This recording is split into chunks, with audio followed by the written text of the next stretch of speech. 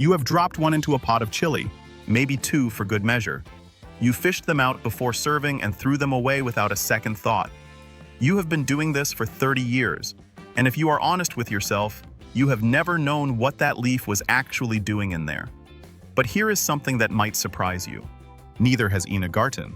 The woman who has been cooking on Food Network for more than 2 decades told a New Yorker interviewer that she had used bay leaves for 40 years and had never once tested a recipe without one. She does not know if they matter. She has never bothered to find out. The leaf in question comes from a tree called Laurus nobilis, evergreen, native to the eastern Mediterranean. Small, leathery, glossy dark green. One country supplies nearly all of them. Turkey produces around 90% of the bay leaves consumed in the world, including almost every jar on an American shelf. The trees grow wild along the Aegean and Mediterranean coastlines, at elevations between 200 and 800 meters. Morning fog, afternoon sun. Mineral soil. The leaves are not farmed. They are collected by hand from wild groves, by harvesters whose knowledge passes down through families. In the village of Kurşunlu in northwest Turkey, a cooperative of about 250 collectors runs the operation.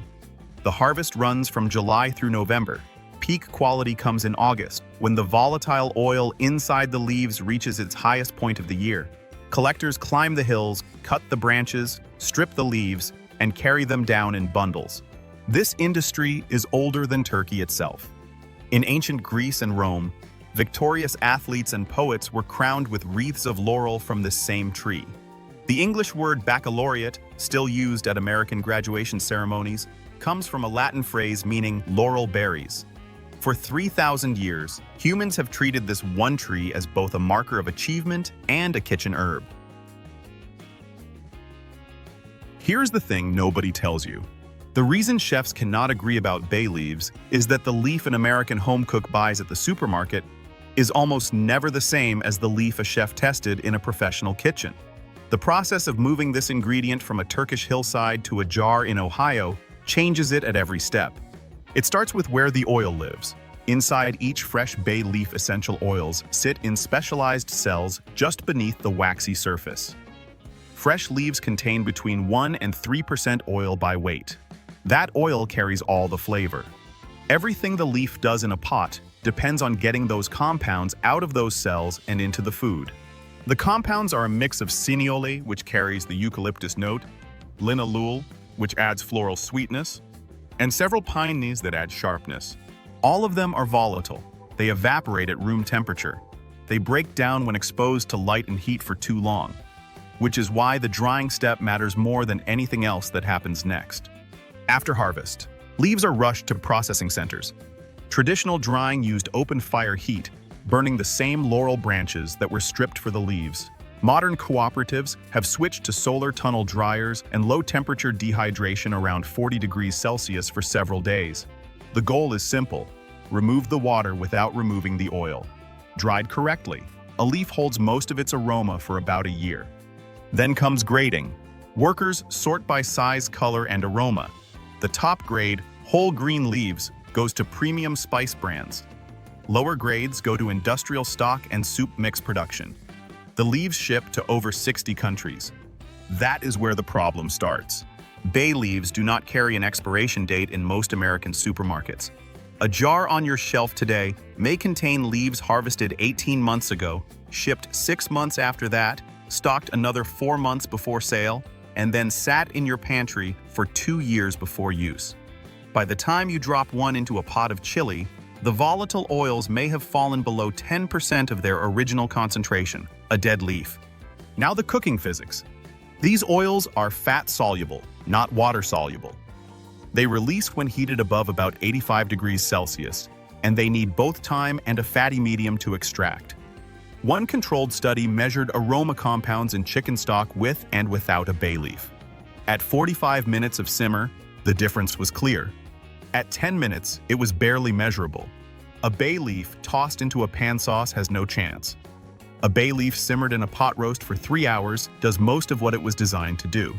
4 variables decide everything: leaf age, oil content, simmer time, fat content. Most home cooks control none of them. Now compare the two camps in the Great Bay Leaf debate. The skeptics, including the chef on TikTok who demands you boil one in plain water and taste it, are telling the truth about what they experienced. They tossed an old leaf into water, simmered for 10 minutes, and tasted nothing. The chemistry agrees with them. The believers, including French chefs running a bouquet garni through coq au vin for hours, or Louisiana grandmothers building a Sunday gumbo all afternoon, are also telling the truth. They used fresh Turkish Laurus nobilis, simmered for 90 minutes or more, in a base loaded with chicken fat or butter or bacon drippings. The oils had thyme, heat, and a medium. Their result was the only possible result. Both camps are right about their own kitchens. Neither camp is describing the same ingredient. Here is where the story flips. The jar labeled bay leaves in your supermarket may not contain Laurus nobilis at all. Two other plants are sold under the same English name. California bay leaf comes from Umbellularia californica, a different tree entirely, with oils roughly 3 times stronger than true bay. Drop one into your chili 1 for 1 and the whole pot tastes like medicine. There is also Indian bay leaf, which comes from a member of the cinnamon family and has nothing to do with true bay at all. Major American spice brands stock the real thing. McCormick, Frontier, Spice Islands all label their Turkish Laurus nobilis clearly. But store brands, dollar store jars, and restaurant bulk bins often do not. Here is what to do with this in your own kitchen. Before you cook, open your jar and snap one leaf in half with your fingers. If a clean, cool eucalyptus-scented wave hits your nose, you have active oil. Simmer that leaf in a fatty base for at least 30 minutes and it will do what the recipe promised. If the leaf snaps with no aroma, the oils are gone. Throw the jar out. Check the label for Laurus nobilis. If it only says bay leaves, with no Latin name or country of origin, you are buying an unknown plant. McCormick, Frontier, and Spice Islands label their Turkish leaves. Store brands often do not. Keep the jar in a dark cabinet, not a rack above the stove. Light and heat strip the oils faster than time does. A jar stored properly holds its strength for about a year. A jar in direct sun may be dead in 6 months. None of this makes the skeptics wrong, and none makes the believers right. It explains why two people in two American kitchens can taste the same pot of chili and reach opposite conclusions. They were never cooking with the same ingredient. You have been throwing bay leaves away for 30 years. The real question was never whether to use them. It was whether the one in your hand was ever alive. That is the process. We reveal how things actually work, one story at a time. If there is something you would like us to explore next, let us know. Until then, trust the process.